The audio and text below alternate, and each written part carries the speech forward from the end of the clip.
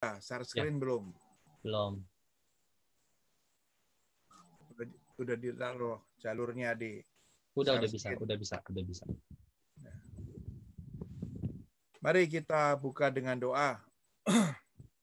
Demi nama Bapa dan Putra dan Roh Kudus. Amin.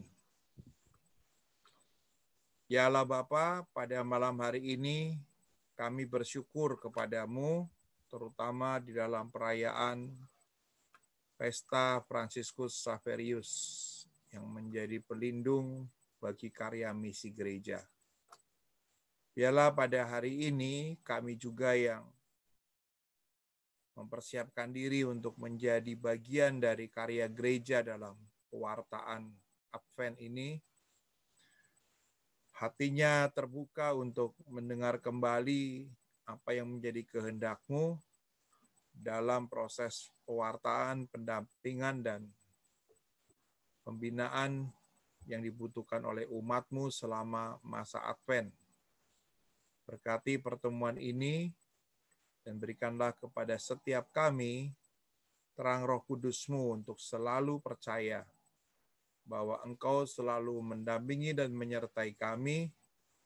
Dan seluruh pertemuan ini ya Bapa kami serahkan kepadamu dengan perantaraan Kristus Tuhan kami. Amin. Bapa dan Putra dan Roh Kudus. Amin.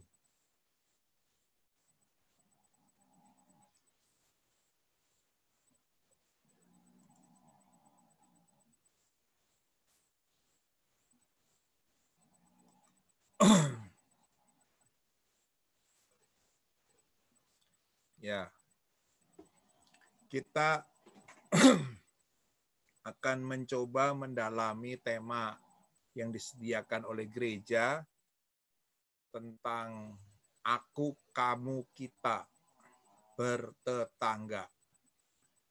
Berdasarkan tema ini berarti yang menjadi topik adalah bertetangga. Lalu yang menjadi subjek pelaku untuk mewujudkan topik bertetangga yaitu pribadi, aku, kemudian orang lain, kamu, dan aku dan kamu yang disebut dengan kita. Jadi ada pelaku aku, pelaku kamu, dan pelaku kita. Saya menangkap pelaku ini selalu muncul di dalam 4 pertemuan. Hanya yang dominan yang mana? Dalam pertemuan pertama, dalam pertemuan kedua, dan seterusnya. Yang jelas nanti dalam pertemuan yang keempat, itu ada Magnificat, di mana Maria mengatakan, jiwaku memuliakan Tuhan. Itu sedikit berbeda dengan pertemuan 1, 2, 3. Nah, intinya kita perlu memahami dulu topiknya, yaitu bertetangga. Jadi, karena ini adalah pendampingan yang sifatnya tematik, maka kita perlu mencari definisi bertetangga itu seperti apa. Definisi bertetangga itu seperti apa, entah dari Google, entah dari mana, pokoknya carilah definisi bertetangga. Nah, saya mempersiapkan ini, definisi bertetangga itu berdasarkan apa yang saya alami. Jadi tidak ada referensi dari buku ini, buku itu. Tapi kalau kita mau lebih serius lagi, ya carilah di Google tentang bertetangga itu definisinya apa. Nah, sebelum kita membahas pertemuan-pertemuan itu, teman-teman kan semuanya sudah punya ini kan, materinya yang 4 kali pertemuan nih, yang dari KAJ yang kalau nggak salah Ibu Yusti juga kirimkan ini melalui email. Saya sudah print.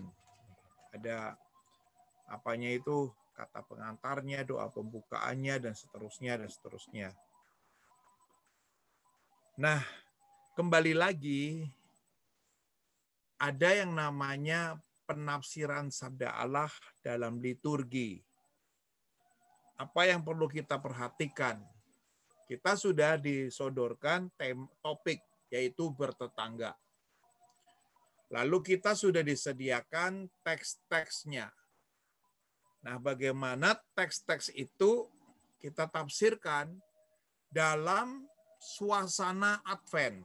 Itu namanya penafsiran sabda Allah dalam liturgi. Jadi memang teks itu aslinya tidak ada hubungannya dengan Advent. Ya, teks-teks yang nanti akan kita dalami. Tapi mau tidak mau untuk saat ini teks itu diberi bingkai tentang suasana Advent. Sehingga tugas kita pertama adalah mau melihat teks ini dalam korelasinya dengan suasana Advent. Ini sekarang sudah Advent pertama, lalu nanti mungkin kita akan diberi Advent kedua dan seterusnya. Gereja juga punya bacaan-bacaannya. Suasana liturgi itulah yang tentunya juga kalau kita mengikuti teks bacaan liturgi, bacaannya tidak hanya satu. Kalau bacaan harian pasti ada 2. Lalu kalau bacaan hari Minggu pasti ada 3.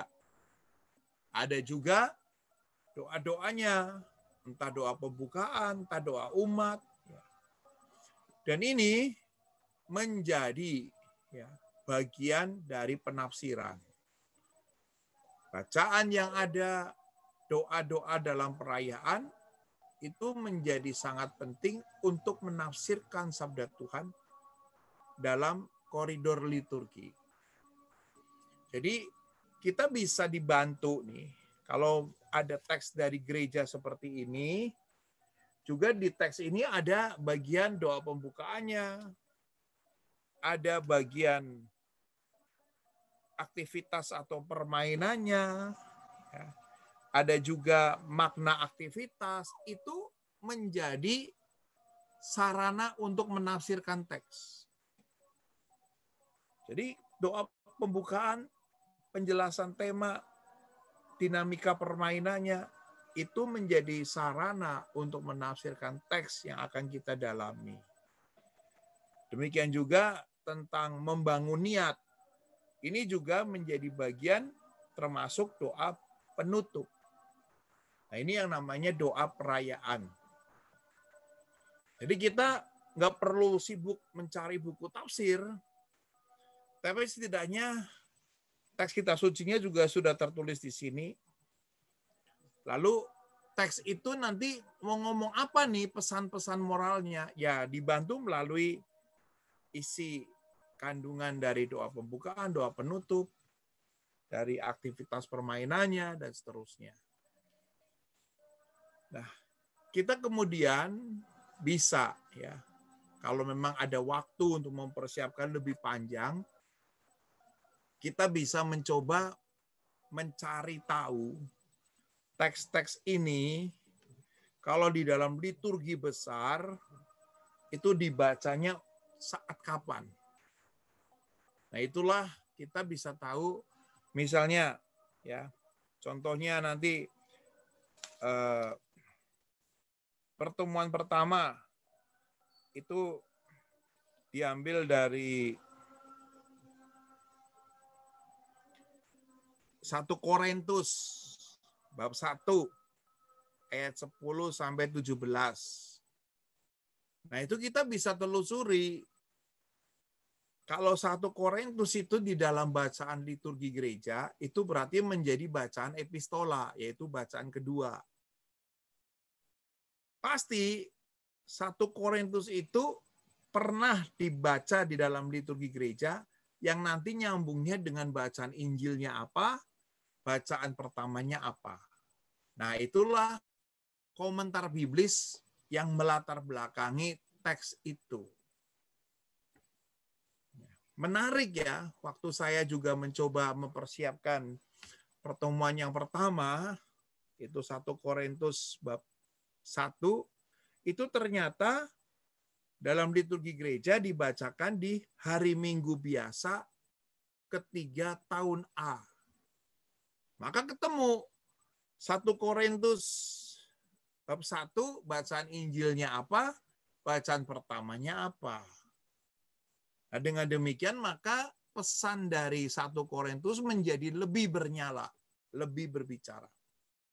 Nah, ini berarti komentar biblis memberi latar belakang tertentu pada bacaan, memberikan bentuk penerapan moral secara umum. Pesan-pesannya kalau kita gali dari hari Minggu biasa ketiga, itu di buku Misale, ya, itu kelihatan di situ ada doa umatnya, ada bagian doa pembukaannya, ada antifon pembukaan, dan seterusnya. Itu kelihatan yang dimau oleh gereja dari bacaan 1 Korintus itu apa. Lalu yang ketiga, dari prinsip penafsiran sabda Allah ini adalah kita akhirnya memahami entah satu bacaan, entah dua bacaan di dalam liturgi, atau 3 bacaan, itu kita baca dalam konteks seluruh kitab suci. Maka tidak boleh ada kontradiksi. Kita memahami kesatuan rencana Allah mulai dari perjanjian lama sampai perjanjian baru. Nah, ini kekhasan penafsiran sabda Allah di dalam liturgi, dalam semua masa, dalam semua pekan. Ini prinsipnya seperti ini. Lalu, kalau kita mau mencoba lagi serius untuk menafsirkan teks berdasarkan eksegese, biblis, dan liturgi, pertama konteksnya adalah kitab PL dan PB. Bacaan pertama pasti dari PL. Bacaan keduanya dari surat-surat perjanjian baru, lalu bacaan Injil. Tahun A, tahun B, tahun C. Nah, setidak-tidaknya 3 bacaan itu ditempatkan di dalam misteri kebangkitan Kristus. Jadi kebangkitan Kristus itu sudah dipersiapkan dari perjanjian lama, lalu diwujudkan di dalam bacaan kedua, dan diterangkan di dalam bacaan Injil. Nah, ini menurut Katekismus Gereja Katolik nomor 112. Lalu terang tradisi gereja. Nah, ini kita juga bisa, kalau memang waktunya masih ada, menurut bapak-bapak gereja tertentu memahami teks ini seperti apa. Ini akan menarik dalam pewartaan kita. Menurut Santo ini, bapak gereja ini di zamannya, ya. Dan ternyata kalau kita juga bisa menemukan menurut pandangan-pandangan bapak-bapak gereja ini, berarti teks ini sudah dipakai oleh gereja pada abad-abad itu. Sampai hari ini masih tetap digunakan. Nah, tentunya kutipan-kutipan dari tradisi gereja ini tujuannya bukan mau mengajak pendengar melihat masa lalu, tetapi untuk mengajak pendengar meyakin bahwa teks ini bisa mengubah hidup. Salah satu bukti yang sudah diubah dari teks ini adalah bapak-bapak gereja tadi atau santo-santa tadi. Nah, ini prinsip yang kedua. Dan prinsip yang ketiga adalah kalau kita misalnya nanti membaca bacaan teks tentang 1 Korintus, itu tentang pengikut Apolos, pengikut Kefas, ya, pengikut Kristus, pengikut Paulus. Lalu analoginya, sensus spiritualisnya, itu untuk kehidupan saat ini seperti apa? Nah, ini namanya analogi iman. Ada pengikut Apolos, ada pengikut Petrus, ada pengikut Paulus, ada pengikut Kristus. Lalu itu mau diterangkan untuk saat ini seperti apa? Itu yang namanya analogi iman. Nah, ini yang orang kalau tidak melalui 2 tahap ini, lalu langsung ketiga, biasanya analogi imannya itu menyimpang dari kemauan teks. Maka Jangan sampai nanti kita kalah ya, karena tahun depan saya sudah dijadwalkan untuk pewarta muda BPK akan belajar ini, leksionari dari menurut konteks teks. Itu 8 kali pertemuan pewarta anak muda. Jadi kalau dia membaca teks ini, maunya si penulis apa? Nah, inilah banyak sekali ya. Entah kalau sekarang dalam suasana pandemi seperti ini saya sedikit bisa mengikuti entah melalui acara apa itu sapaan BPN ya, yang itu saya mencoba melihat pewarta-pewarta kondang nasional. Ya, sampai di situ grid-nya. Lalu kemudian dari kelompok BPK with Love juga seringkali saya melihat ya sampai di situ grid-nya. Nah, itu bukan menjadi sesuatu yang membuat kita itu cemas, tapi itu menjadi satu-satu membuat kita tuh mau belajar apa nih kalau memang grid umumnya sampai di situ.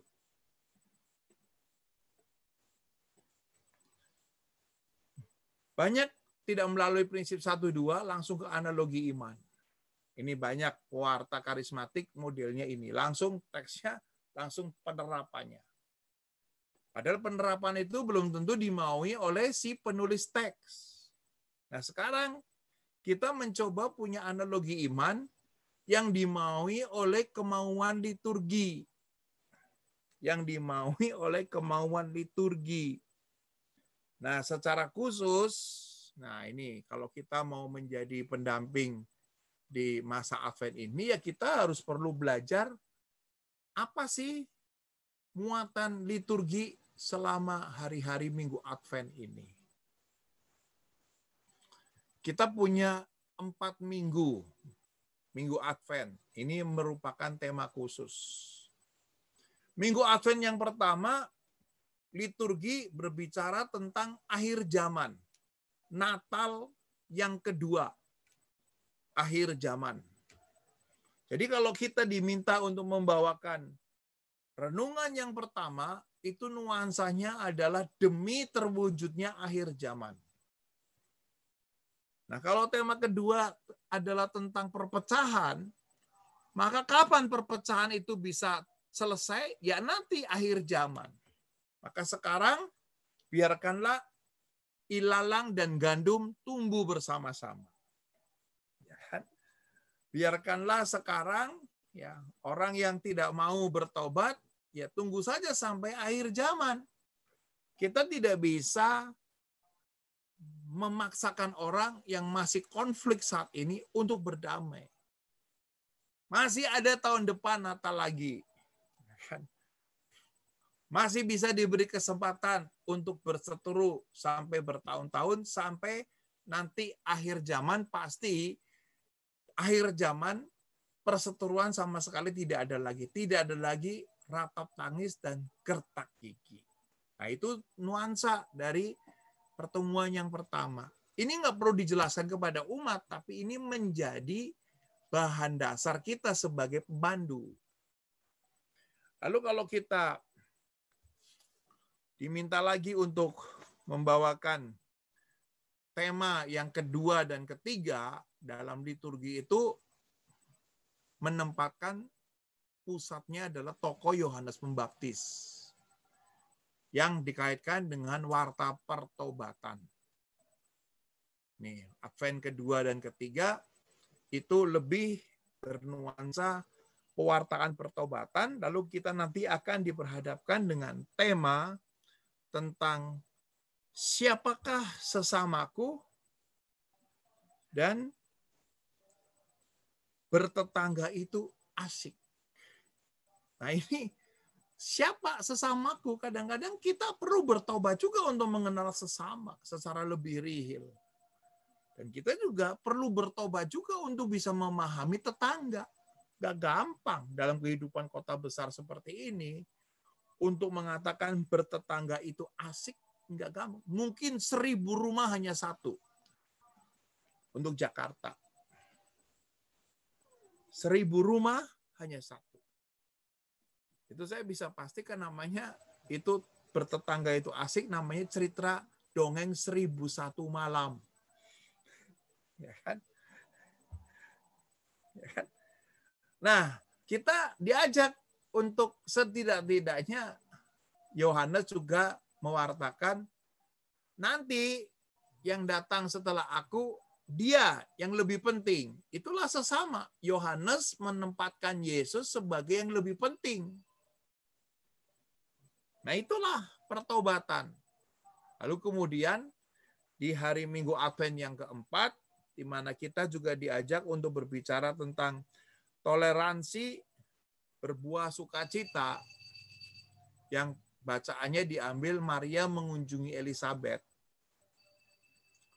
Nah, ini kita mungkin punya tradisi untuk mengunjungi saudara yang melahirkan ya, dengan membawa hadiah, baju bayi, dan seterusnya.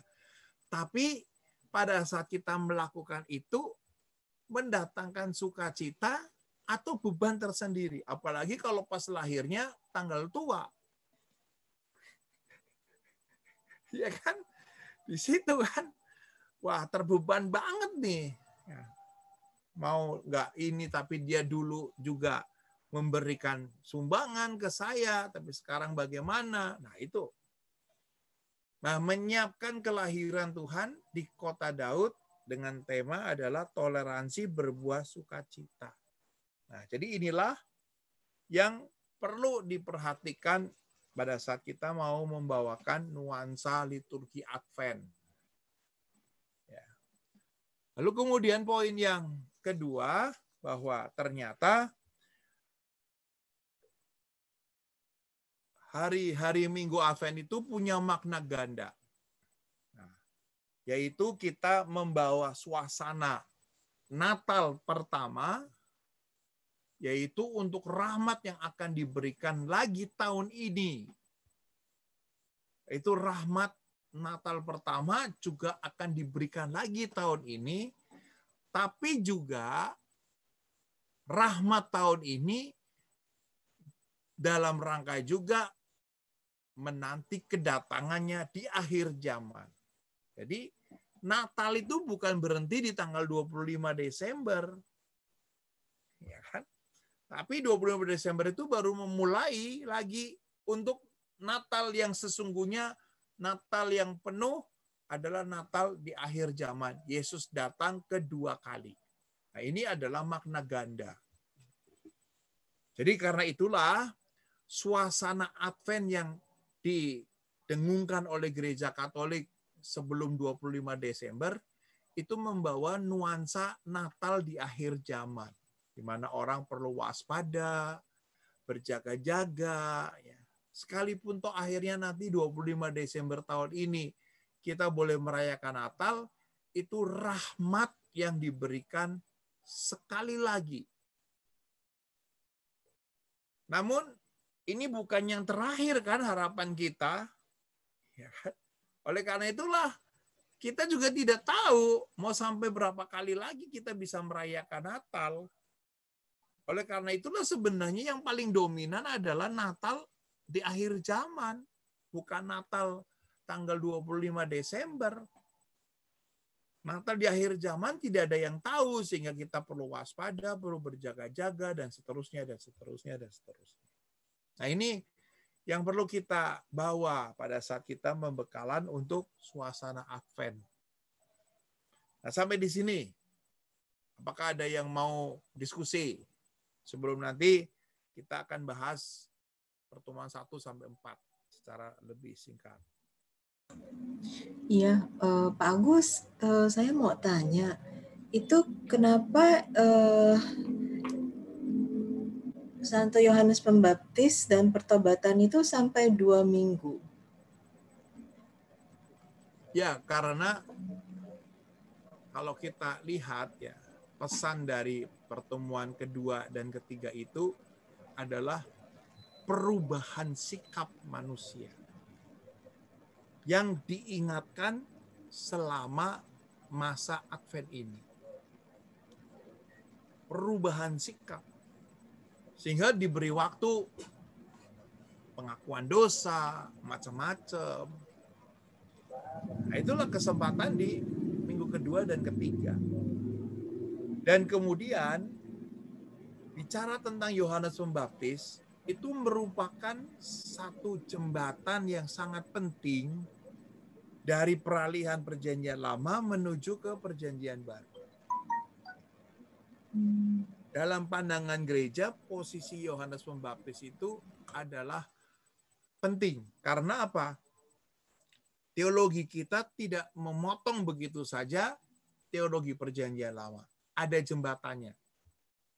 Jembatannya adalah peranan Yohanes Pembaptis. Sehingga salah satu hal yang menarik ya, kita mengenal Yesus dari guru agama kita. Guru agama kita juga mengenal Yesus dari gurunya lagi. Tapi kalau Yohanes Pembaptis mengenal Yesus dari siapa?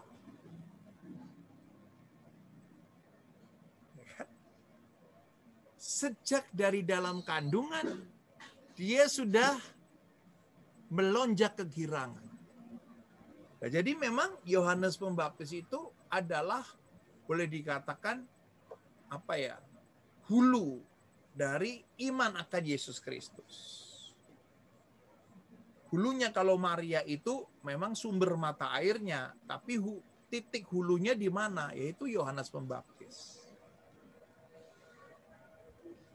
Lalu kemudian karena dia adalah hulu, coba Yohanes Pembaptis juga tidak mengatakan aku lebih penting dari Yesus, enggak. Nanti setelah aku, dia yang datang melebihi aku, dan aku itu membuka tali kasutnya pun aku tidak layak. Menjadi jongosnya pun aku tidak layak. Jadi kalau kita ini menyebut diri sebagai pelayan Tuhan, merasa diri lebih layak dari Yohanes Pembaptis. Kalau Yohanes Pembaptis jadi jongosnya Yesus pun dia merasa tidak layak. Nah, itulah pertobatan di situ. Jadi mengikis kesombongan, ya mungkin juga mengikis ketidaktahuan kita, mengikis juga hal-hal yang dianggapnya menjadi orang Kristen itu juga sesuatu hal yang tidak perlu berubah apa-apa. Nah, itu makanya penting di dalam 2 pekan ini. Kerendahan hati juga ya. Oh iya kan, kita bisa membawa teks pertemuan kedua dan ketiga dalam spirit Yohanes Pembaptis. Iya. Ada lagi?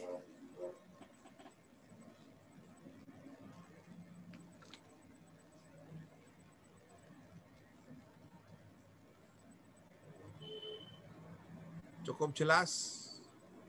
Jelas kok, jelas. Jelas ya. Nah, sekarang coba kita akan perhatikan ya di bacaan pertama. Ya. Judulnya Toleransi Menyempurnakan Keberagaman.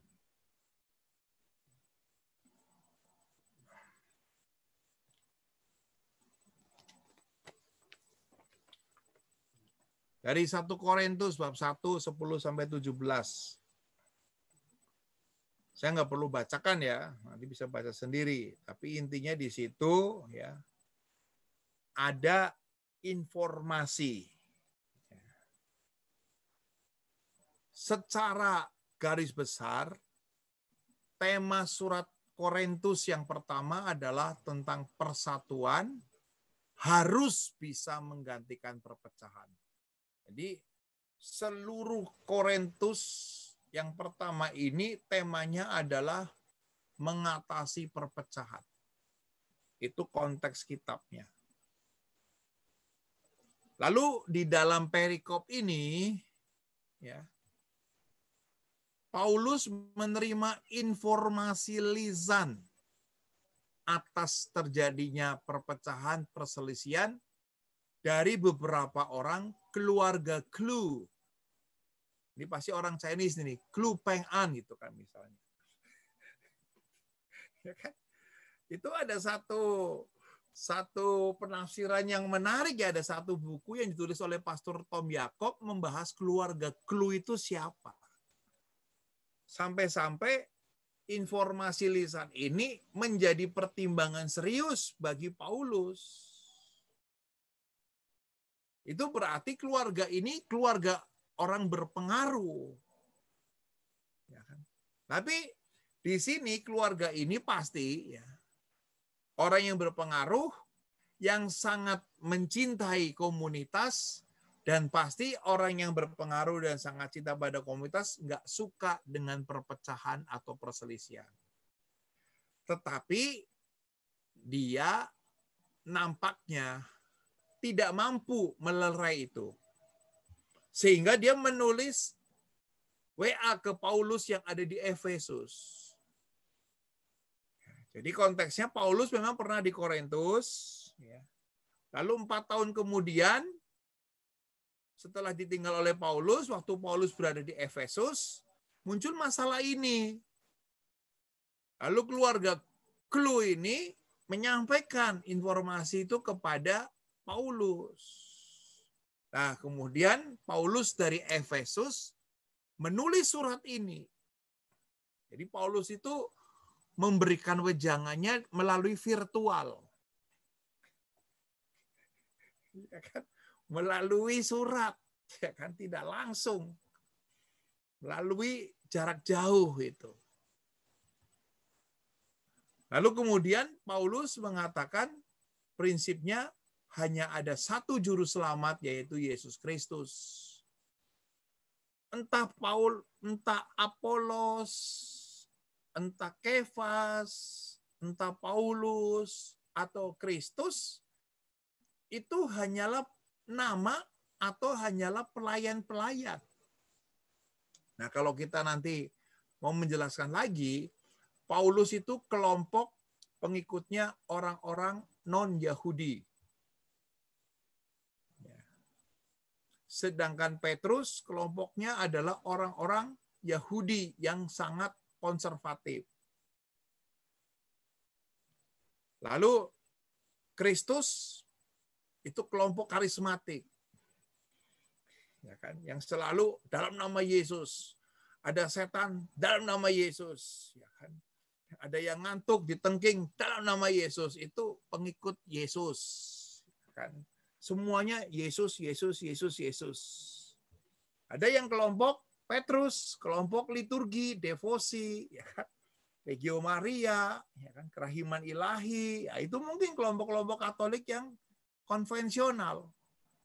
Tapi ada juga kelompok Paulus, itu kelompok yang sifatnya lebih internasional, ya, menjangkau orang-orang tak bersunat. Dan kelompok Apolos ini kelompok yang pewarta semua, karena ini Apolos dikenal kelompok yang fasih berbicara. Nah, kita kadang-kadang mau ngikut yang mana? Yang sibuk dengan dalam nama Yesus semuanya pasti beres, atau kelompok yang hening, ya, itu kelompok Kefas, tenang. Atau kelompok yang suka mengadopsi ibadat-ibadat dari gereja lain, hingar-bingar. Ada lagu baru, nyanyi, ada lagu baru, nyanyi, ini. Nah, itu kelompok Paulus. Jadi, Paulus mengatakan, ya mau nama apapun itu semua hanyalah pelayan-pelayannya.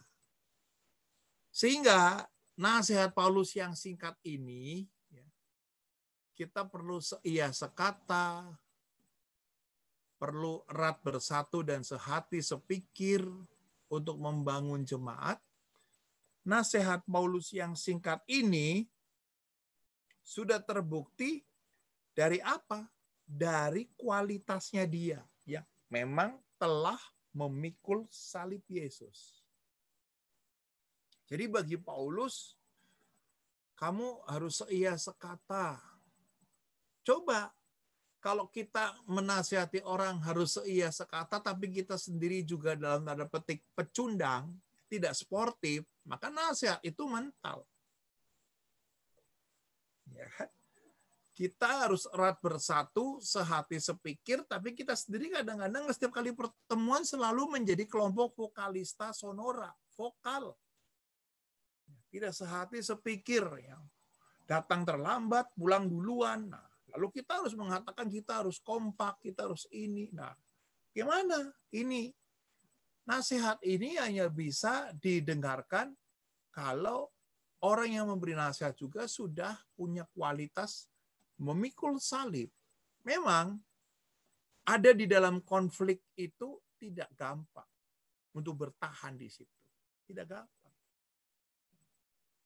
Memikul salib tidak gampang. Itu pasti akan membentuk kita dari waktu yang berjalan. Nah, ini adalah gagasan biblisnya seperti ini. Lalu kemudian bagaimana kita akan menerapkan ini ke dalam kondisi berdasarkan teks gereja. Nah, ini. Kita semua dibaptis bukan untuk menciptakan golongan tertutup. Jadi baptisan itulah yang membuat kita itu bisa terbuka kepada kelompok manapun. Misalnya ada kelompok legio, ada kelompok doa hening, ada kelompok karismatik, ada kelompok choice, ada kelompok ME. Kita nggak perlu merasa terhina dengan kelompok ME lah, kelompok ME. Karena kadang-kadang karena kita nggak punya pasangan, makanya mencibir ME. Ya kan di situ kan. Nah, makanya kalau kita sudah membawa nuansa baptis, ya kita harus bisa menerima apapun bentuknya. Seperti contohnya kalau orang karismatik tiba-tiba masuk ke dalam kelompok hening, ya memang kita tersiksa, tapi kita setia, kita sportif. Kita setia, kita sportif. Itulah akhirnya nanti nasihat kita akan didengarkan orang. Nah ini seia, sekata, erat bersatu, dan sehati, sepikir, dan seterusnya. Lalu saya menangkap, ya ini kan teks yang menjadi pegangan kita sebagai pemandu. Setelah itu bagaimana kita akan menerapkan itu dalam pertemuan umat. Nah, kalau kita mulai dengan suasana, aku, kamu, kita. Nah, ini yang dominan menjadi pelakunya adalah aku. Aku suka apa? Aku suka makanan apa? Selama 8 bulan work from home, Papi Charlie suka makan apa? Ya kan? Papi Evans hobinya apa? Nah, itu kan. Papi hobinya tidur tidak boleh ribut. Nah, itu hobinya. Nah, itu kan. Lalu kemudian suatu saat di dalam work from home seperti ini, kumpul keluarga, ditanya, selama 8 bulan ini, siapa yang paling hebat di rumah ini? Itu namanya tokoh favorit. Lalu kaget kalau semua anak menyebutkan tokoh favoritnya adalah Mbak. Nah, itu. Ya kan? Ya kan? Mbak. Kok bukan Mami? Enggak, Mami enggak pernah bikin apa-apa untuk Dedek. Mbak selalu. Nah, itulah tokoh favorit. Ya kan? Dan lebih parah lagi kalau kemudian juga si Papi tokoh favoritnya tante tetangga. Waduh, bisa repot dia kan.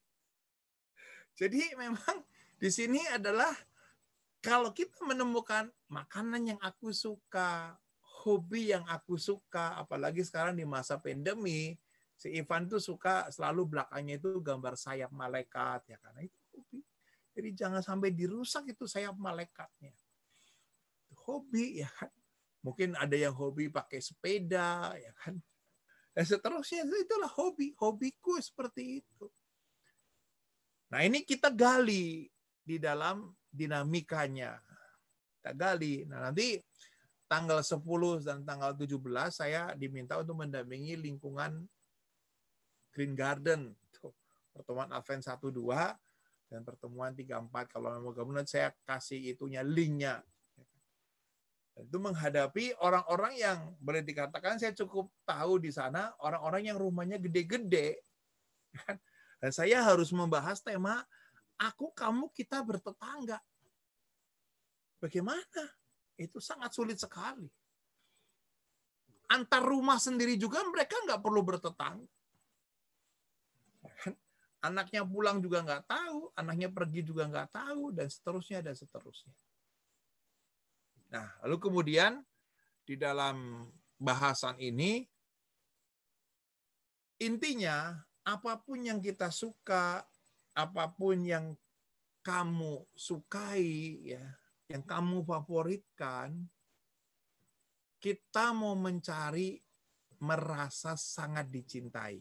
Kalau dipuji, dipeluk, dicium, ditemenin, diberi hadiah, dilayani. Ini intinya, kan? Nah, tapi di sini kita mulai masuk pesannya. Masing-masing anggota rumah itu punya keunikan, punya keragaman karakter, punya kesukaan yang berbeda, punya pendapat yang berbeda. Maka bagaimana itu bisa saling berbagi.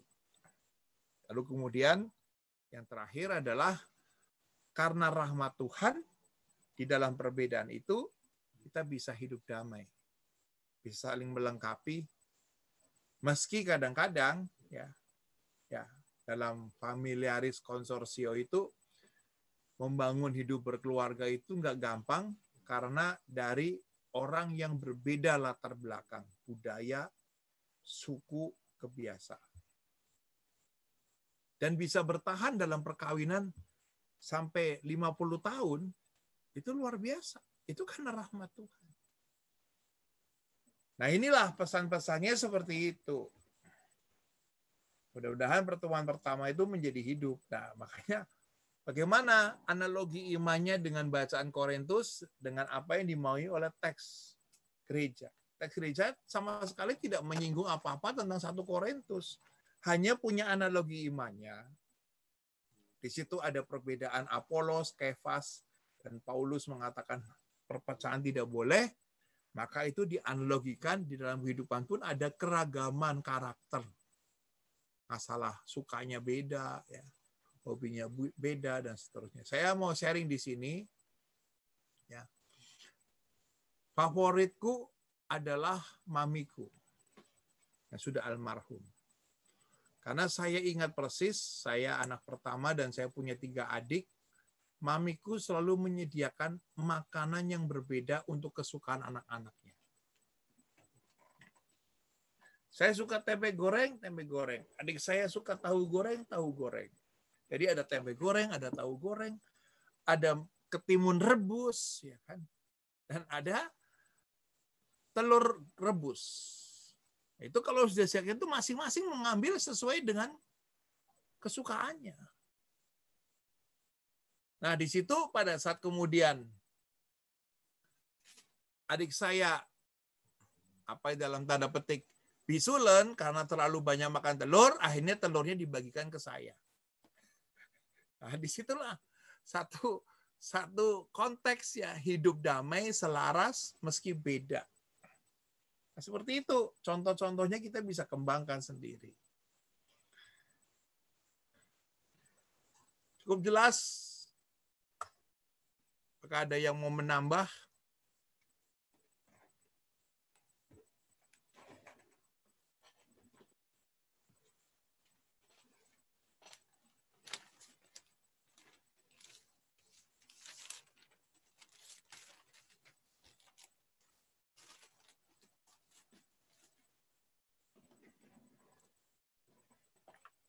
Jelas ya?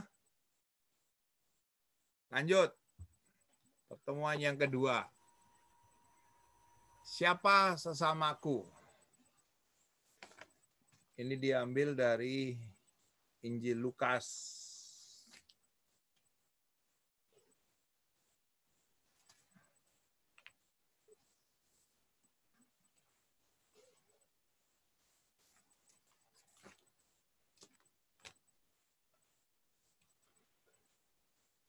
Nah, di dalam bacaan ini memang Yesus kisahkan ada orang yang membuat perjamuan malam atau perjamuan siang ya. Tapi intinya di balik bacaan itu Allah berbuat baik terhadap manusia, terutama manusia yang tidak berbuat baik terhadap Dia. Itu Allah yang kita imani adalah Allah yang seperti itu. Bukan Allah yang balas dendam. Bukan Allah yang menghitung berkat karena tabur tuai atau balas jasa, bukan. Jadi sekalipun orang nggak pernah kolekte, Allah tetap memberkati. Sekalipun orang juga nggak pernah memuji-muji Tuhan, Allah tetap memberkati. Nah inilah Allah yang berbuat baik, terutama terhadap manusia yang tidak pernah berbuat baik terhadap Dia. Ini adalah keyakinan kita, Allah yang kita sembah, Allah yang seperti ini. Maka bagaimana kalau kita sudah mengenal Allah yang seperti itu, terwujud dalam sikap melakukan kebaikan. Kadang-kadang kita masih mengikuti cara dunia. Mengikuti kebaikan demi untuk bisa menerima balasan duniawi. Saya undang kamu supaya nanti aku diundang.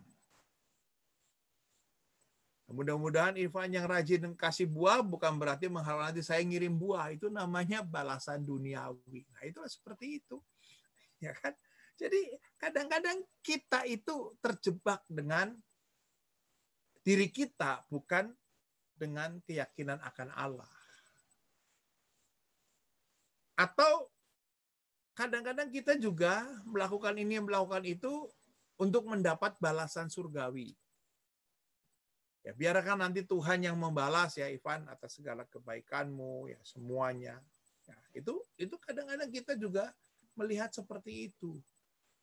Bersyukur ya. Kita masih melakukan kebaikan karena orang yang kita tolong belum mengecewakan kita. Belum menyakiti kita. Tapi di sini Allah itu tetap berbuat baik meskipun manusia mengecewakan Dia. Nah, itu kita berarti ternyata masih sulit, ya kan? Oleh karena itulah, kalau kita hidup berdasarkan timbal balik, itu hanya hasilnya gembira. Gembira. Ada balas budinya ya, ada balas jasanya, ada stimulusnya. Tapi kalau kita menaruh kebaikan karena iman akan Allah, yang ada adalah kebahagiaan. Sukacita. Meskipun kadang-kadang orang yang kita tolong sama sekali nggak pernah mengucapkan terima kasih. Ya, seperti contohnya, ya, kalau kita lagi ke daerah, bagi-bagi permen ke anak kecil langsung kabur, nggak ngomong terima kasih, nggak ngomong apa. Dia senang, kita senang. Ya kan? Tapi apakah kita menuntut nanti anak kecil itu harus membalas kasih permen lagi ke kita? Nah, tentunya tidak. Nah, itulah yang disebut dengan pesan yang disampaikan, siapakah sesamaku? Kalau sesamaku diukur hanya sebatas timbal balik, kita hanya gembira. Iya ya, sekarang kita timbal balik. Kamu dulu kasih permen ke aku, sekarang aku dapat permen. Nah, itu hanya gembira. Tapi kalau kita bisa memberi, lalu kemudian selesai, ya sudah. Seperti contohnya, tahun 2004, ya, saya tinggal di Cinere. Waktu itu anaknya tukang ojek yang langganan saya, itu di Kitan. Sekarang anak itu sudah berkeluarga. Tapi dia masih ingat satu-satunya tamu istimewa yang datang di hari itu adalah saya. Rumahnya naik ke atas tebing, sampai sepatu saya juga belepotan sama lumpur. Malam-malam naik ke atas tebing. Waktu saya duduk di sana, saya seperti makhluk lain. Ya. Itu tahun 2004 loh ya. Tapi sampai hari ini dia masih ingat momen itu yang begitu berkesan bagi dia. Dia tidak bisa membalas apa-apa. Dan saya bahagia bisa naik ke tebingnya. Dan dia tidak bisa membalas apa-apa. Tapi coba, saya datang di resepsi pernikahan, di gedung mewah, apa. Mungkin yang punya hajat sudah lupa kalau saya datang. Sudah lupa. Tapi dia, orang kecil, sederhana, masih ingat momen itu. Nah, kalau kita hanya melihatnya ukurannya timbal balik, sekedar gembira.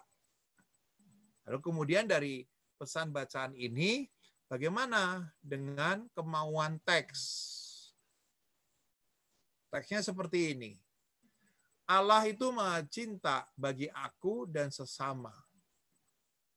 Lalu kalau tadi dikatakan aku suka apa, sekarang kita diajak oleh bacaan ini untuk melihat ada kamu,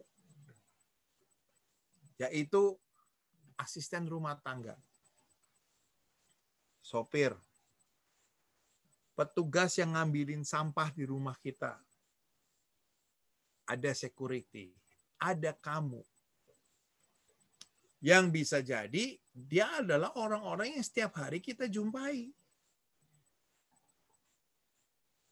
Nah, bagaimana kalau kita punya rejeki siang atau rejeki malam, apakah kita mau mencari pembagian itu kepada orang-orang yang bisa membalas pembagian itu berarti kegembiraan manusiawi. Atau kita juga punya sahabat, punya saudara, punya keluarga, punya tetangga yang kaya, itu biasanya itu yang menjadi kegembiraan manusiawi. Kamu datang ya, nggak nyangka ya, ini dan seterusnya. Tapi kalau yang datang adalah keluarganya membantu, keluarganya sopir, ya, atau mungkin keluarganya yang ngambil sampah, atau security, apakah kita juga segembira seperti kalau sahabat, saudara, keluarga, atau tetangga yang kaya yang datang? Nah, itu pertanyaan. Sehingga dalam pertemuan yang kedua, kita diajak untuk masuk ke dalam dimensi pertobatan. Kita perlu bahagia. Nah, kalau kita bisa uraikan, orang yang berbahagia itu jauh lebih punya daya imun hidup lebih kuat daripada orang yang bergembira. Bahagia itu bukan karena ada stimulus. Bahagia karena ada dorongan rohani. Terutama kalau kita memberikan pelayanan kepada yang miskin, yang cacat, yang lumpuh, yang buta. Karena kita bisa menyenangkan hati Tuhan. Nah, saya mau sharing di sini. Tahun 2010, saya tinggal di Karawaci di sini. Lalu sama security saya ditawarin ada satu orang yang baru pulang dari mana itu? Dari Thailand kalau nggak salah, sebagai TKI. Namanya cowok, tapi begitu datang pakai baju perempuan. Dia termasuk tergolong waria. Itu tahun 2010 loh. Nah, saya bergumul nih. Oke nggak ya dengan dia? Dari sisi masak, oke. Masak babi, dia jalan. Lalu kalau bilang, itu bak kamar mandi, bak air di atas dikuras. Dia naik sebagai laki-laki. Tapi kalau turun, dia sebagai perempuan. 3 tahun pertama, saya rubah dia nggak pakai rok. Berhasil. Nggak pakai rok. Nah, sekarang ini sudah ikut saya 10 tahun. Tapi saya belum bisa mengubah konsep paham dia kalau dia itu sebenarnya laki. Jadi kalau ada cowok lewat, dia masih godain. Kan normal, Pak. Itu loh. Ya kan? Kan normal, Pak. Ya kan? Saya kan cewek. Nah, di situ loh. Itu yang saya belum ketemu caranya bagaimana. Karena dia masih menganggap dirinya itu perempuan. Nah, itulah proses bagaimana saya memperoleh berkat Tuhan yang selama pandemi ini luar biasa. Karena apa? Dia itu sedikit latah sehingga bisa menghibur saya. Kalau suruh ambil apa dia ngomongnya macam-macam sehingga saya membuat saya itu bisa ketawa. Nah itulah berkat rohani. Tapi saya tidak ngerti bagaimana caranya mengubah dia. Tapi mulai dari 3 tahun dia mulai berani nggak pakai rok lagi. Wig-nya dibakar. Nggak pakai merah-merah bibir lagi. Nah itu kemajuan. Jadi untuk bisa mengubah itu bukan dalam waktu 5 menit. Apalagi yang diubah ini kelompok ini. Kelompok yang terbelakang. Ya. Yang ini semua nggak gampang. Beda kalau kita ketemu sama orang yang menyenangkan, yang wangi, yang kaya. Ya kita bisa langsung spontan bergembira. Tapi untuk bisa masuk ke dalam suasana yang kedua ini sangat sulit. Nah ini pesannya seperti itu. Lalu yang ketiga, bertetangga itu asik. Bertetangga itu asik, diambil dari Kisah Para Rasul. Nah, artinya di sini kita mulai melihat Petrus memberi kesaksian karena iman dan pembaptisan, karena ajaran persaudaraan serta liturgi. Nah, sekarang saya juga mulai mencoba menerjemahkan di pertemuan yang ketiga ini. Terutama di kompleks saya, itu kalau bulan Mei, itu punya kekhasan doa rosario di setiap rumah. Itu hanya yang Katolik. Sehingga menarik di situ kan, hidup dalam konteks bertetangga, mulai ketahuan kita itu komunitasnya apa, agamanya apa, lalu kebiasaannya seperti apa. Nah intinya kita tidak boleh mengatakan bahwa ada yang kalah atau ada yang menang. Saya tinggal dalam lingkungan yang tentunya bukan mayoritas orang-orang Kristen. Ya, mayoritas adalah saudara-saudara kita Muslim. Ya, bagaimana saya bisa menempatkan ini? Tidak gampang. Oleh karena itulah, menimba kegembiraan hidup, bertemu sehati sejiwa karena iman, akan kebangkitan Kristus di tengah-tengah kehidupan bertetangga seperti ini. Lalu pesannya di pertemuan ketiga adalah bergaul bersaudara. Asik memang, bertetangga, hidup berdampingan. Kita bisa menyapa, bisa menolong, itu kan idealnya. Saya sendiri mengatakan untuk yang poin menyapa aja susah. Karena pakai bahasa-bahasa rumus agamais, ya kan. Saya pun susah. Untuk menolong mungkin sedikit bisa, karena memang ada yang membutuhkan, ada yang mau. Untuk saling mendukung, tentunya dalam suasana tertentu, tidak selamanya. Gotong royong, karena biasanya kewajiban, keharusan. Di absen sama RT. Nah, iman dan ketekunan sehati bersekutu bisa saya temukan di dalam lingkungan Katolik di sini, untuk Rafael. Atau kalau kita ke gereja, kita merayakan Ekaristi, meskipun saat di paroki juga nggak ada satupun orang yang kita kenal. Ya kan? Tapi kita juga bisa punya action apa? Berbagi. Misalnya, saya pernah waktu itu hari Minggu Paskah, saya bagi telur rebus, dibuang semua sama tukang-tukang ojek. Katanya ini telur santet, telur dukun. Nah itulah, tidak gampang untuk bisa berbagi dalam suasana ini. Oleh karena itulah, tantangan kita, apakah dalam konteks kompleks kita tinggal, kita sudah disukai oleh semua orang. Kalau memang jawabannya ya, itu karena karya Roh Kudus. Bukan karena kekayaan kita, bukan karena kehebatan kita. Itu karena karya Roh Kudus. Dan kita juga perlu berada di dalam tempat di mana kita tinggal dengan ketulusan hati. Kita selalu bersyukur bahwa meskipun kanan, kiri, depan, belakang itu juga tidak terlalu sehati sejiwa, tapi kita masih bisa ada toleransi di sini. Saya selalu mulai menemukan saya bisa bersyukur kepada Tuhan. boleh berada dalam kesaksian seperti ini. Nah, inilah poin yang pertemuan yang ketiga. Kemudian saya menjadi pribadi yang menyenangkan. Ini belum. Jadi bagi saya pertemuan ketiga itu sangat sulit untuk diterangkan. Beda kalau kita mungkin sudah mencair ya dengan suasana kompleks, mungkin akan contoh-contohnya akan jauh lebih beragam banyak. Tapi intinya ini yang saya garis bawahi, bersyukur kepada Allah.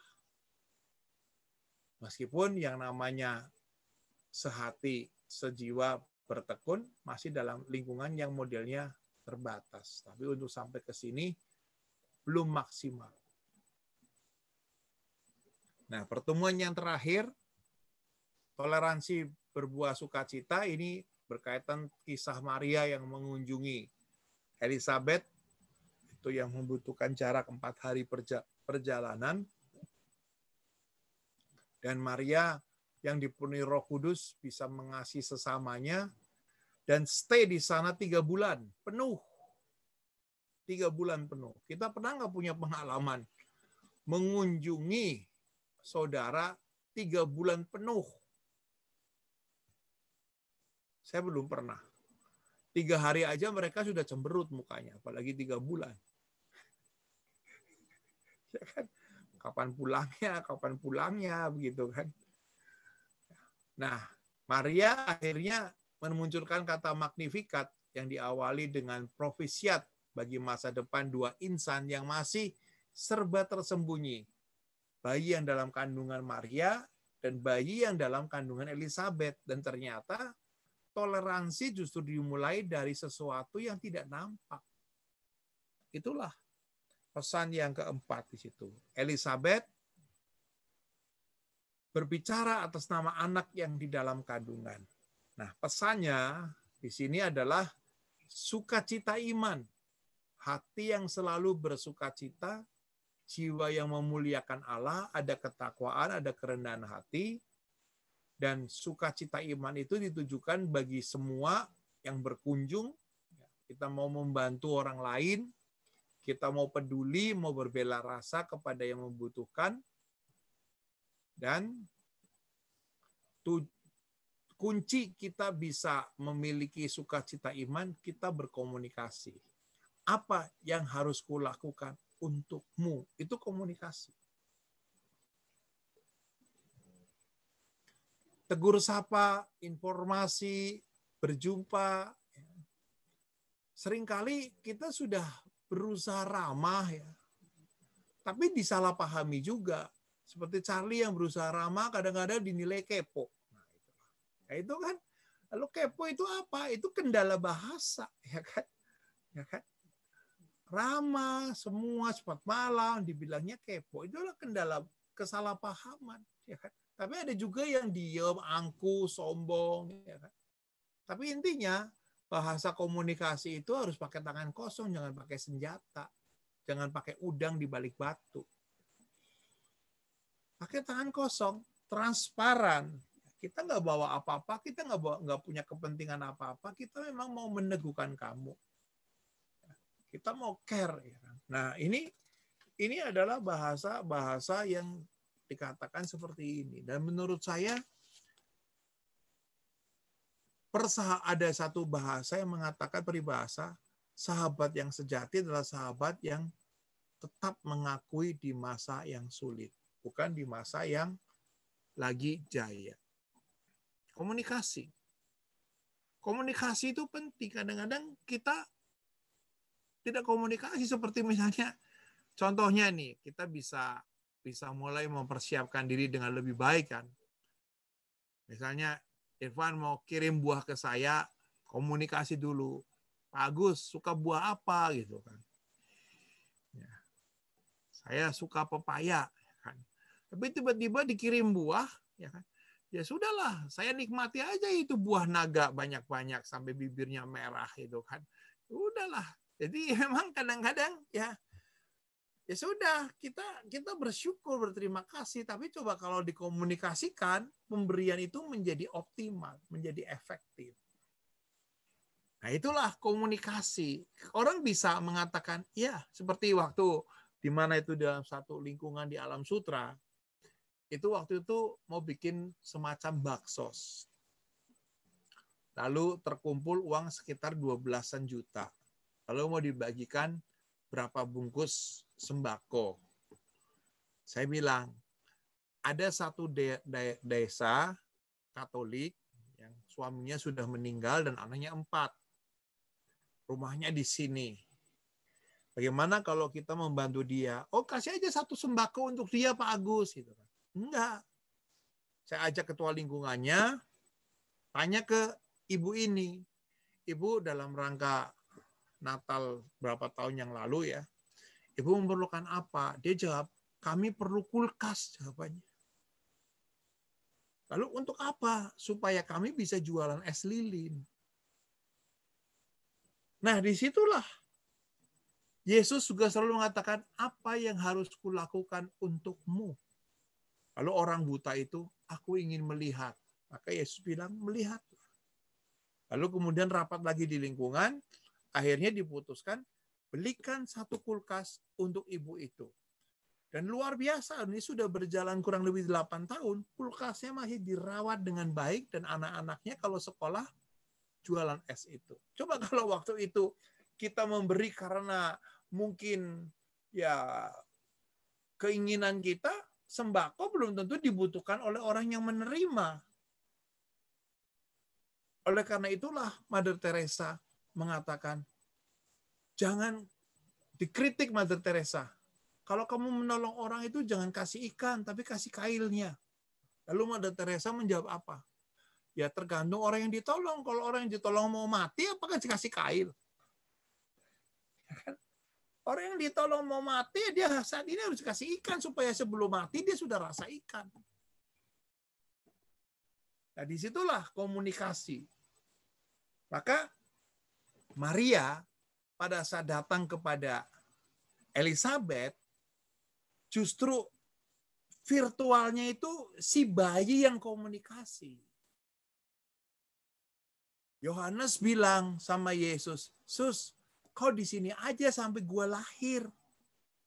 Lalu Yesus bilang, iya mah, jangan pulang mah. Nah di situ komunikasi batin.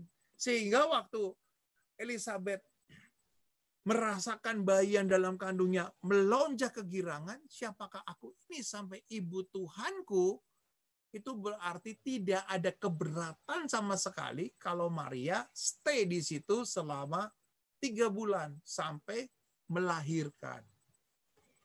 Nah, tentunya Maria di situ bukan hanya nganggur-nganggur, dia juga sedang belajar sekolah kehidupan. Maka pada saat nanti Maria melahirkan di Bethlehem, dia sudah belajar dari Elizabeth yang tua renta melahirkan juga selamat. Coba kalau Maria tidak belajar 3 bulan saat menghadapi Elizabeth melahirkan Yohanes, mungkin Maria sebagai wanita muda yang sangat bingung, tapi dia belajar kehidupan. Nah, jadi 3 bulan, entah 8 bulan, sekarang kita work from home, kita sedang belajar kehidupan. Demikian penjelasan saya, mudah-mudahan lilin ini menyala semuanya.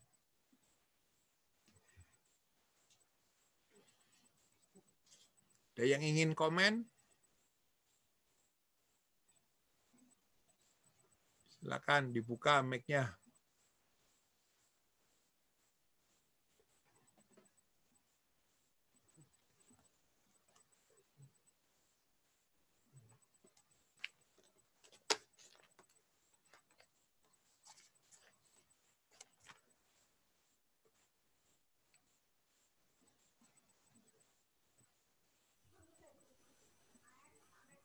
Katrin.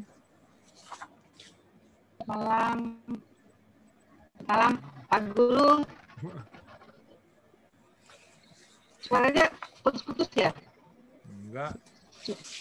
Pak Handoyo, saya mau tanya, kalau pertemuan kedua itu kita mengambil contoh orang Samar yang baik hati, boleh nggak? Ya kan di teks itu kan sama sekali nggak pernah menyinggung orang Samaria ya. Kita kan diusahakan untuk setia dengan naskah. Oh, jadi harus nggak boleh ya? Iya, pertemuan yang kedua. Oke, jadi Ya contohnya tadi kita mau membalas ke siapa, asisten rumah tangga, sopir, petugas kesehatan. Mana Adrian, kamu lagi sakit? Wih, Baru pulang, maskernya Om. oke, terima kasih. lapis kamu. Baru pulang, bagus. Oh, Apa kabar, Pak? Sehat? sehat semuanya sini, makan buah naga semua. Nah, merah bibirnya. Teman yang lain juga udah lama nggak ketemu. Ini, oh iya Adrian, iya udah lama nih. Iya. Undangannya belum nyampe ke kami ya, Adrian? Belum, bagus. Mundur tahun depan deh. Oh, gitu. Oh iya, jangan lupa ya undang-undang ya. Pasti. Aku telat masuk nih nanti. Ini ada rekamannya nggak ya, Coach Charlie? Aku boleh minta nggak? Ada. Ntar dikasih. Charlie gitu loh. Jadi tadi contohnya kalau di pertemuan kedua, ya kepada orang-orang yang tidak bisa membalas kebaikan kita. Tadi kan dikisahkannya itu tentang mengundang orang untuk makan. Jangan mengundang yang bisa membalas. Itu kan dibacaannya dari Lukas 14.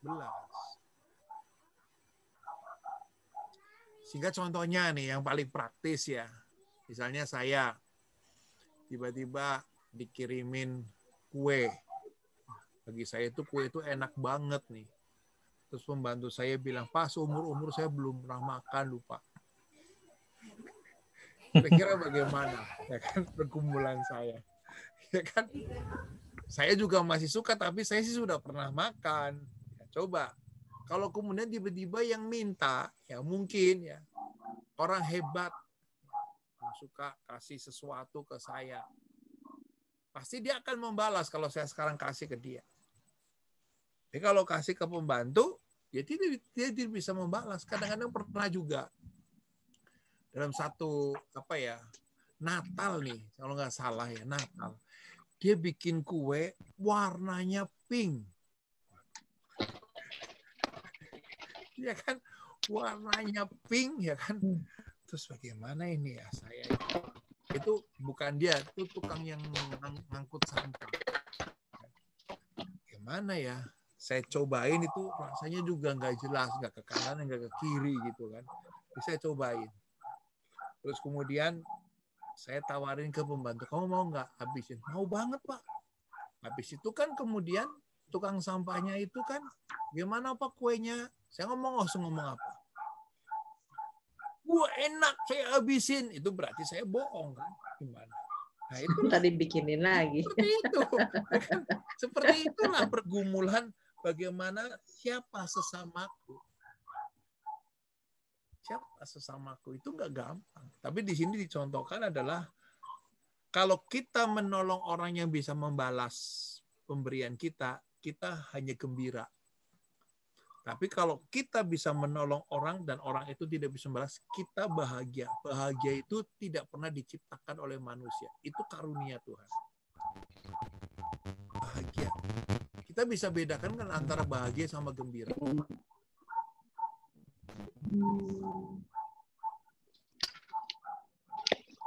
Contohnya banyak kan dalam kehidupan ini. Jadi intinya menolong tanpa membalas balasan ya. Menolong dengan tulus hati ya. Iya, itu kan artinya memang di situ tadi disebutkan ya memang bahagia karena memang kita itu punya ketulusan, ya.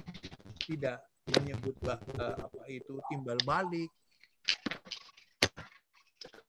Kita mulai bisa membedakan antara bahagia dan gembira deh.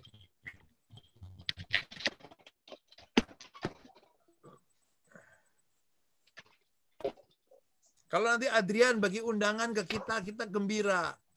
Tapi dengan harapan ya kan, dengan harapan apa ya kan? Nanti Siap. kalau saya marry juga saya ngundang dia kan, itu harapan. Kalau saya iya. marry kan begitu.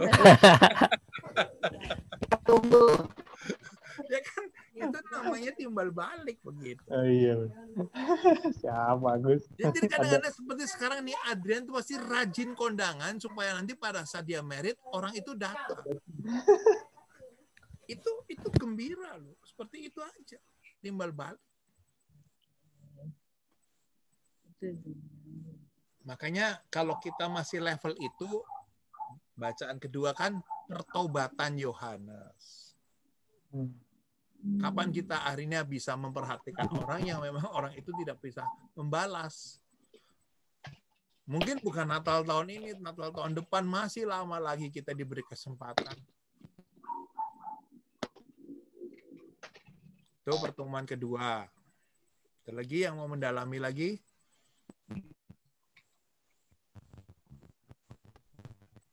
Saya sih dapat pertemuan ketiga tapi masih bingung mau ilustrasinya apa sih. Ya, tadi kan bahwa kadang-kadang kamu punya tetangga nggak? Punya sih. Iya, terus apakah kamu tiap hari menyapa dia? Enggak. Ya kan di situ kan. Terus kemudian apakah kamu juga pernah menolong dia? Pernah. Pernah mendukung dia? Pernah. Ikut gotong royong nggak pada saat mungkin dia lagi punya hajatan, ya kamu cuti, ya. Lalu kemudian ikut merayakan bersama dengan dia. Kurang sih, nggak pernah itu. Nah itu kan contohnya bahwa berarti harus bertobat. Ya kan? Betul. Dan intinya dalam pertemuan ketiga adalah selama kita tinggal di situ, apakah mereka menyukai kita?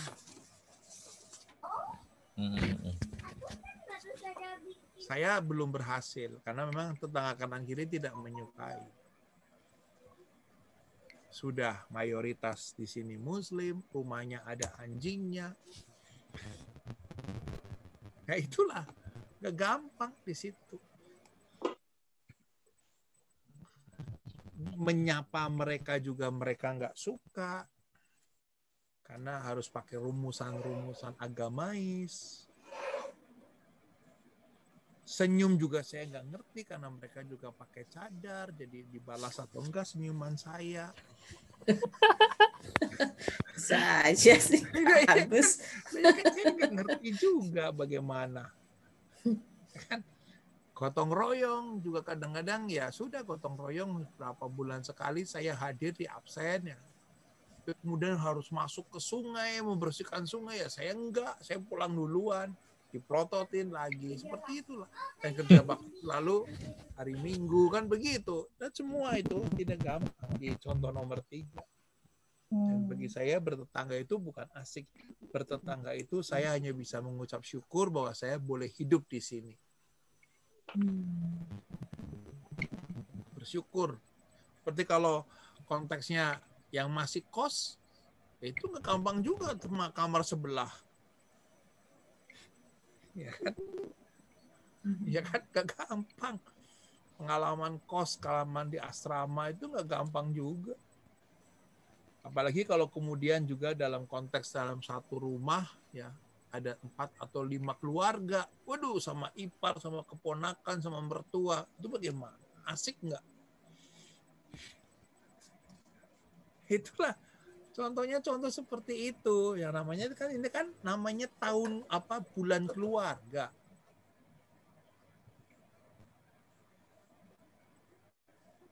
Dan jadi memang kesimpulannya kalau kita belum punya contoh berarti memang kita belum menjiwai materi itu aja sih. Belum bertobat berarti ya. Bertobat. Coba kalau kita pernah jadi pengalaman jadi RT, pasti beda lagi menghadapi warga yang seperti apa dan seterusnya.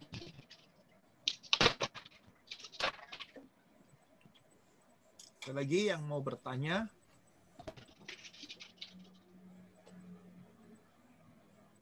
Kayaknya earphone-nya si Catherine bermasalah deh. Ada bunyi Iya, noise. kenapa ya? Ya, masih dicabut earphone-nya, ganti earphone lain. Ganti baru.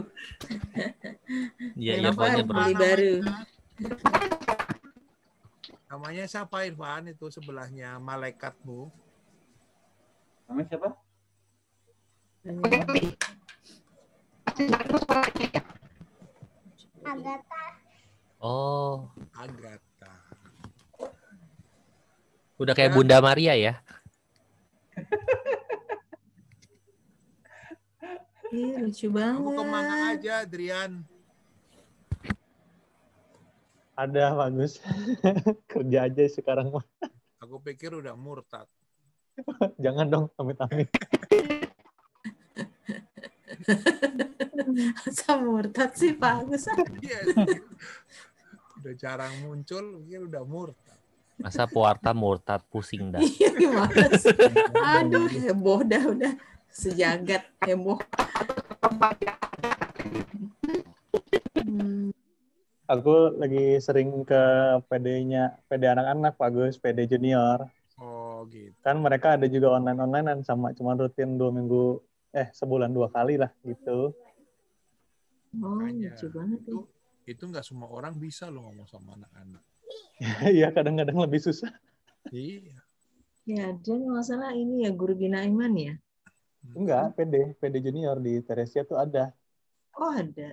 Oh, Ada enggak. PD junior. Hmm. Yang Kenapa? ada Tabita di situ juga ya kalau nggak salah. Dulu, sekarang udah nggak ada Tabita. udah Oh. dicabut. Udah lama sih, tahun lalu dia udah keluar. Oh, itu Gimana cocok sudah tuh. jelas nih Anna Maria siapa ya? Yulian. Si Yuli Immanuel, Manuel. pengajar SHDR. Wenda nggak muncul. Ini ternyata Tuan Tanah Fluid. Di-unmute iya, dong, iya, Ci. tahu. Di-unmute dong, Ci. Iya, malam bagus. Kamu gabung aja ke sini. Iya, di mana? Ini Day Verbum. Charlie masukin aja tuh. Bisa. Boleh. Halo, malam.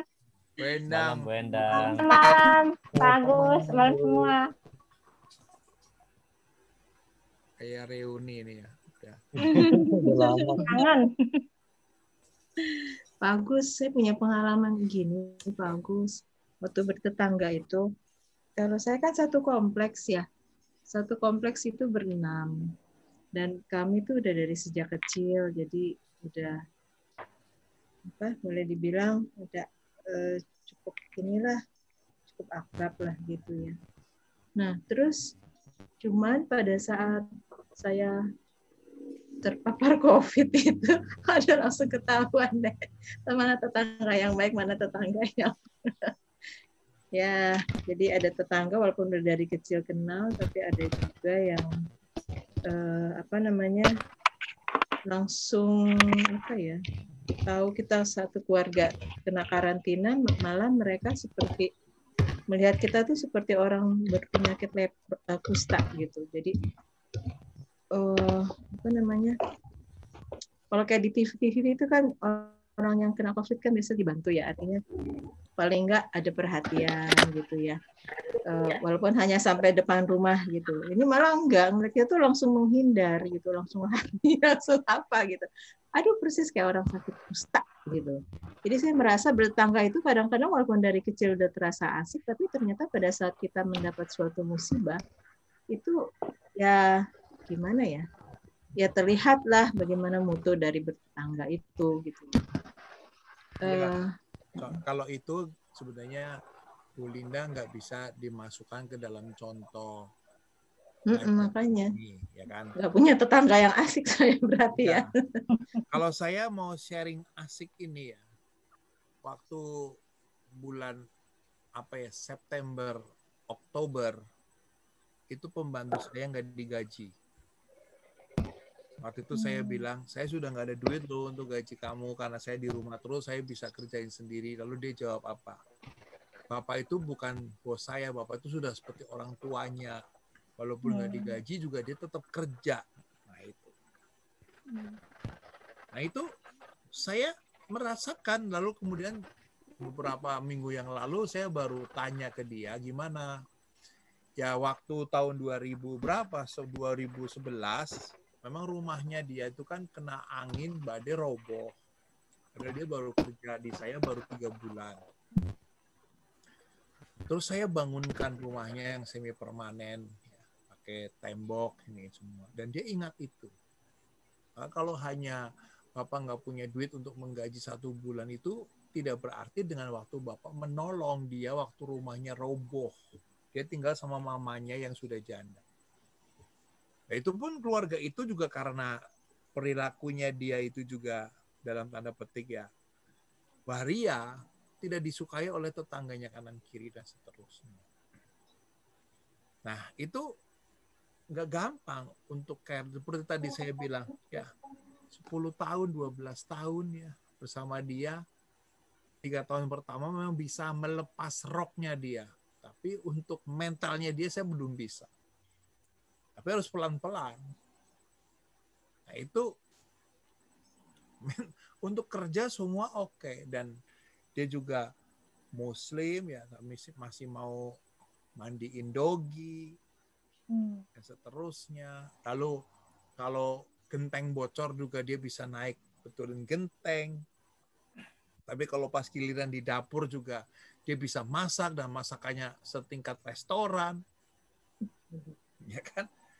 Dan itu jadi 2 bulan dia tanpa gaji melakukan sesuatu. Dan itu menurut saya itu yang disebut dengan siapa sih sesamaku. Ponakanku mungkin belum tentu juga mau. Anak juga pasti kalau disuruh kerja rodi begitu juga pasti mukanya cemberut. Nah, di situ jadi siapa sesamaku. Jadi kalau tadi Ibu Linda sharingkan ya sebenarnya siapa sih sesamaku. Nah, intinya bukan masalah orang Samaria, tapi sesama adalah orang yang tidak bisa membalas apa yang sudah kita lakukan. Jadi kalau kita mencari sesama dengan pamrih nanti dia akan membalas, itu sebenarnya bukan sesama yang dimasukkan oleh Yesus. Itu sesama yang menimbulkan kegembiraan. Tapi sesama bagi yang tidak bisa membalas, itulah sesama yang tidak memberikan kebahagiaan. Bagi saya, di masa pandemi ini 2 bulan dia tidak digaji itu bagi saya itu kebahagiaan itu yang membuat saya itu bisa bersyukur. Syukur. Iya, baik sekali itu, Mas. Ya itu bahagia, rasa bahagia itu gimana? Baik. Di atas terima kasih. Di atas terima kasih, seperti itulah sebenarnya konteksnya. Bahkan kadang-kadang ponakan mendatang pasti ada udang di balik batu. Tiba-tiba nggak pernah datang, tahu-tahu datang menyapa dulu, Om, pagi Om, lagi di mana Om, ini itu dan seterusnya dan seterusnya dan seterusnya. Intinya siapakah sesamaku? Nah itu kita bisa sharingkan. Atau kalau saya ada kue, tahu-tahu ada orang yang ngambilin sampah tiap hari. Apa yang bisa saya balas ke dia? Nggak ada. Nah di situ kepada tadi sasarannya asisten rumah tangga, mungkin sopir yang punya sopir, tim pembersih lingkungan atau security. Setiap kali keluar kompleks saya selalu bagi rokok. Karena bagi rokok maka dia panggil saya bos. Tapi begitu nggak bagi rokok, nggak dipanggil bos, dicemberutin, nah itulah. Itulah dinamika hidup seperti itu yang namanya siapakah sesamaku. Ada lagi yang mau nambahin? Berarti saya nggak punya tetangga yang asing. Nggak punya tetangga. Berarti saya nggak punya contoh. Ya enggak, artinya pernah enggak Bu Linda itu memberikan sesuatu ya, dan orang itu tidak bisa membalas pemberian. Oh iya, paling kalau misalnya saya pas lagi libur, itu kan ada yang jual nasi kuning depan kompleks saya gitu. Nah, terus ada itu ya, itu dia temen dari kecil juga, tapi dia sekarang jadi tukang ojek. Itu kalau dia lagi duduk situ, saya selalu beliin dia gitu. Sekalian saya beli buat saya, keluarga saya sekalian beliin buat dia buat dia juga. Itu sekalian lah, biasa udah terbiasa gitu saya kasih ke dia. Karena dia kasihan sih kehidupannya gitu. Jadi paling kayak gitu doang. Terus tukang koran yang apa namanya, Nah, setiap saat pagi itu bahagia nggak kita? ya, kalau memberi, kita memberi dengan tulus hati ya, kita kayak apa ya, seneng aja gitu loh, artinya bisa membahagiakan orang gitu. Nah, itulah pesannya di situ. Jadi kita bisa jadi contoh, itu bisa jadiin contoh ya.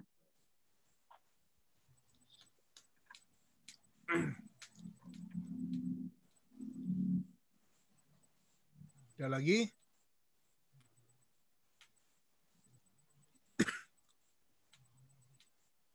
Cukup jelas? Sampai jam berapa ini kuotanya? Oh, terserah kok. Mau sampai besok pagi juga boleh. Sekarang edisinya unlimited tuh. Iya, unlimited. Mau besok dilanjut lagi juga per sesi itu kita bahas satu-satu juga nggak apa-apa. Nantangin hati ya. Besok siapa yang mau bawain, lalu yang lain denger? Nggak ada yang dengerin. Iya kan? Saya belum siap. Adrian punya jadwal Advent ini? Nggak ada sih, nggak ada. Bagus. Endang sudah punya. Kenapa? Bu Endang ini sudah punya. Oh, benar. Sudah kok. Sudah. Yang ketiga. Wah, bagus. Sama berarti kita. Iya, sama. Kalau saya sebenarnya diminta tiap minggu sama wilayah.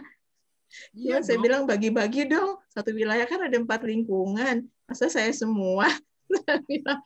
Tadinya saya semua diborong 4 minggu. Aduh, jangan dong, bagi-bagi deh 4 lingkungan masing-masing dong.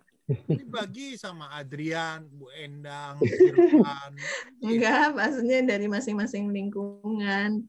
Ya nggak apa-apa, Bu Linda. Aku punya asisten-asisten nih, gitu.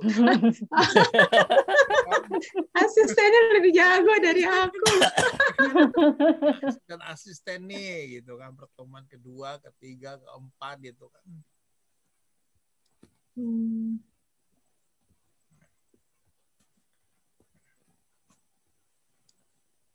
Biasa si Yuli yang paling sering kalau kayak ginian. Pak dokter kemana nih, dokter? Mana Yul? Aku selalu diminta. Baik, Pak. Full kamu, Advent, mana-mana? Enggak full. Cuman kebagian di 3. Ketiga. Oh. Yang ke-1, ke-2 khusus sama Bu Edit ya? Sekarang SKK, Pak. Apa? Seksi kerasulan keluarga yang bertugas. Oh gitu. Iya, kalau kemarin kitab suci bulan September kita full. Jadi ada 7 wilayah, 7 itunya kita semua, kitab suci semua. Yang bawain. Kalau ini dicampur. Kalau waktu BKSN, kalau di tempat saya, ya memang saya bawain setiap minggu. Yang penting kelompok ini sudah mulai eksis lah, mulai berkibar.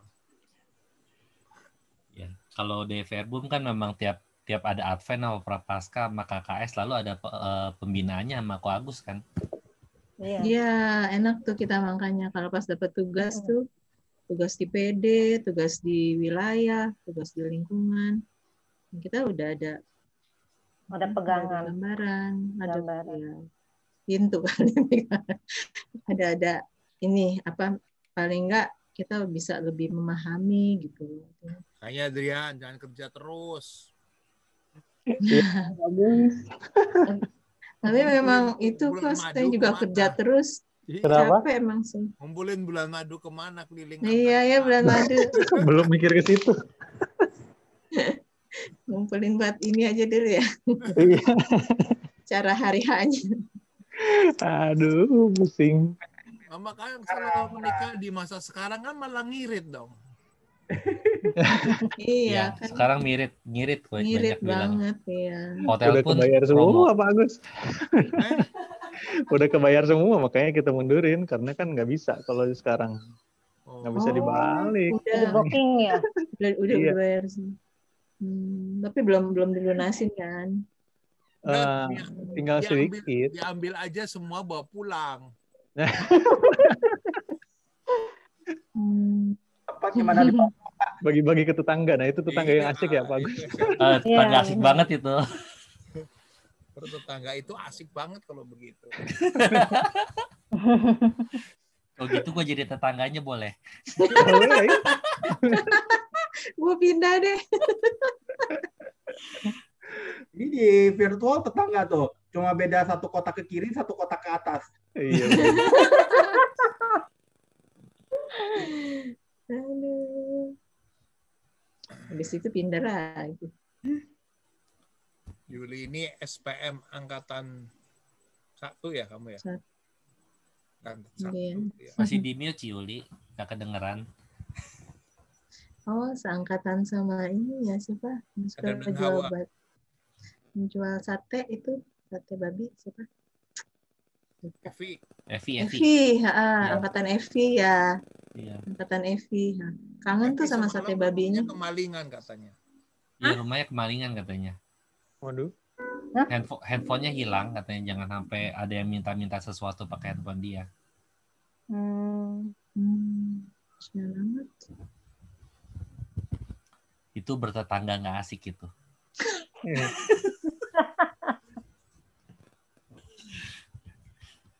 Iya.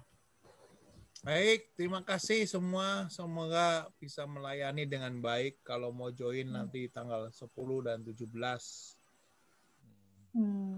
Saya juga Oke. belum barap ininya, apanya, slide-slide-nya. Kalau sama mereka harus banyak gambar, contoh. Tadi belajar ini juga, oh ini arahnya ke sana, arahnya ke sana. Cukup jelas? Cukup jelas tentang Advent ini. Ya silakan, mau tutup dengan doa siapa?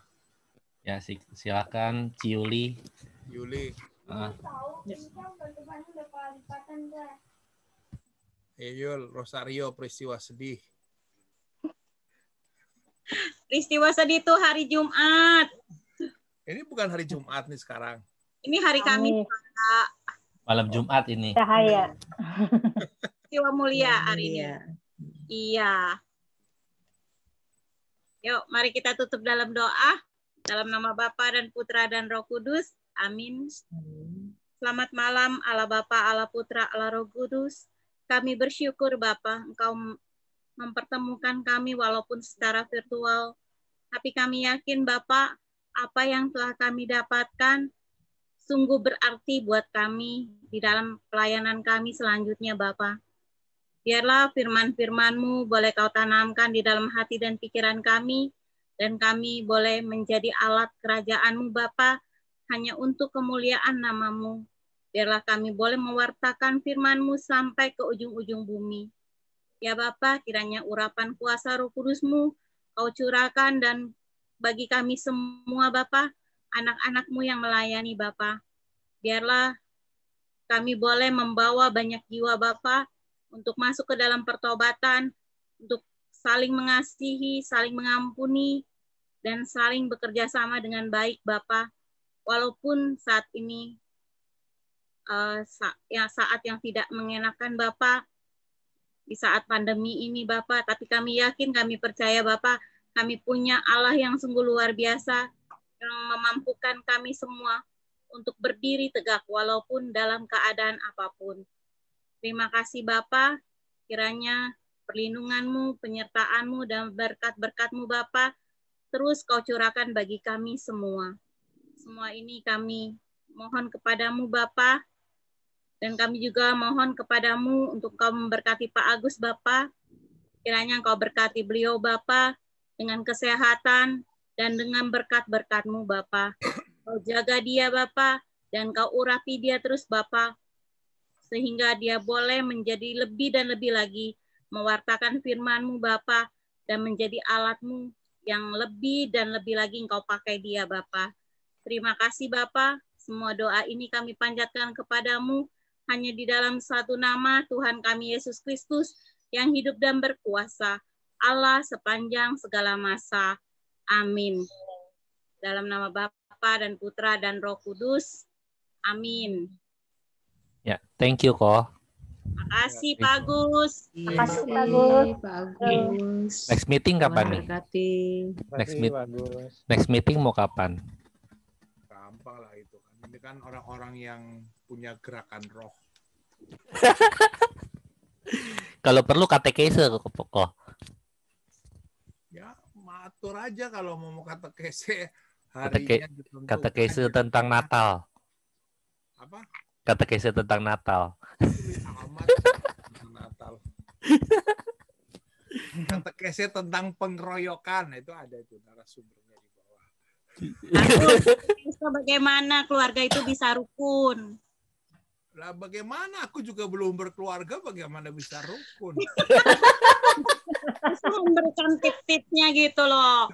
Jadi kan dalam bersaudara antara kakak dengan adik, nah supaya rukun itu kan. Saat ini soalnya banyak sekali sih orang yang keluarganya berantakan gitu. Banyak sekali kakak adik berantem sampai perpecahan terjadi. Ada. Ya memang bukan ada, memang harus begitu supaya kuasa Allah terjadi dengan sempurna. Aja. Oke. Ya. Sampai jumpa semua. Terima kasih. Oke, terima kasih Charlie. Selamat malam semua. Terima kasih teman-teman semua, makasih ya. Terima kasih. Ya.